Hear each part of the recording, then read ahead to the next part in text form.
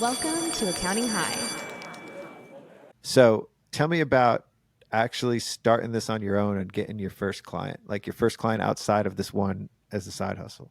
When I left my job, my goal was to get to 10K a month in revenue within the first 90 days. And 3 weeks after I had left my W-2, like I was there, which was super encouraging. One thing that 10K a month. How many clients in 3 weeks? that was two clients.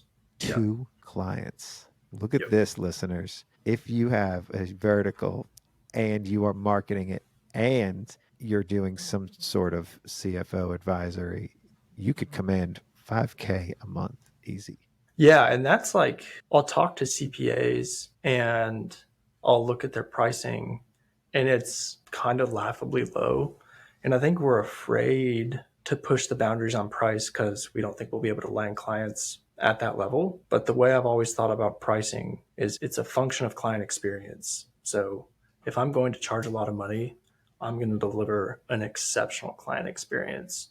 Ooh. And what I've learned is like, if you can deliver on the promise that you're selling, like clients will be sticky regardless of the price that you sell to. You know, accountants were so cost focused and ROI focused that the thought of pushing the boundary a little bit on pricing is such a scary thing. But once you do it a few times, it's like, man, why can't I do it again and again? Yeah, I was able to hit my sales target pretty quickly, which because really you believed in it too. That's another thing is you had the confidence and you didn't even have to be that patient because it didn't take you that long, but you had the confidence to be able to go forward with some of these proposals early on. All you need is one yes for that confidence to turn into sound like resolve. Like it is not confidence anymore. You just know that's what you're doing.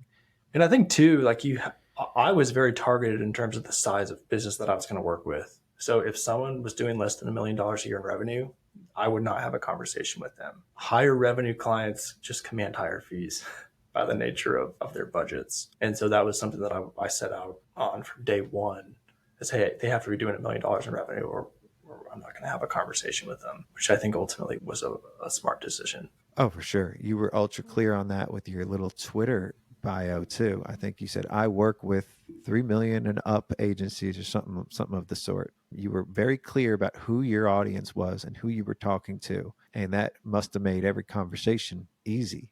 Especially if it's early days and you've got somebody that's potentially looking at you like, can you get my taxes? And you knew you needed to make some money. You could have just taken on anybody. Did you have any early people where you just said, no, we're not a good fit? Yeah, it's funny because one of the things I kind of quote unquote pride myself on is a low close rate.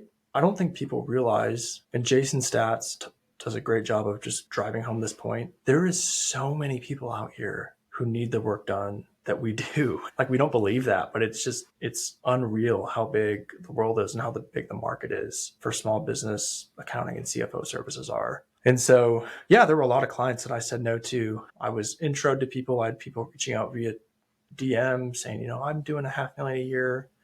And it's like, hey, that's awesome. I probably won't be a good fit, but here's someone that might. I think the fact that I was able to get my revenue to where I needed it to be to support my family very quickly enabled me to be a little bit pickier early on, which I understand is not the case for everyone. And you really took your time to get started. It wasn't like you rushed into this or anything. It sounds like you knew in the back of your head you were going to be doing this eventually. So you were sort of just learning and being very patient with your learning. And then when you were ready, you took it on with utmost confidence and poise too, I would say. The way that you executed, you know, you didn't sound like you had a lot of pivots either. Like it's not like you started with one industry and then switched to another. You went straight after it. Yeah.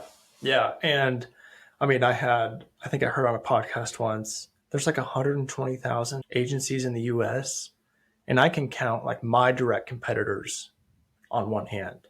So it's like, okay, there's more than enough work to go around. One of them. You worked for one of them. Yeah. Like there's more than enough work to go around here. If I can speak to their specific problems and work with the right size agency, preferably being $1 to $2 million in revenue and above, like I will find clients. It's not a matter of if, but when, which, you know, today, knock on wood, is still the case. like every business owner, I will say I do have dreams that like I'm going to wake up one day and all my clients fire me. Maybe Well, that's of just part of, course, that's a big fear, yeah. but it Yeah. becomes less and less of a fear as you get more and more clients, and as you hire more and more people, you start worrying about different things too. Hi, class is in session. It's time for shoperations at accounting. Hi, class is in.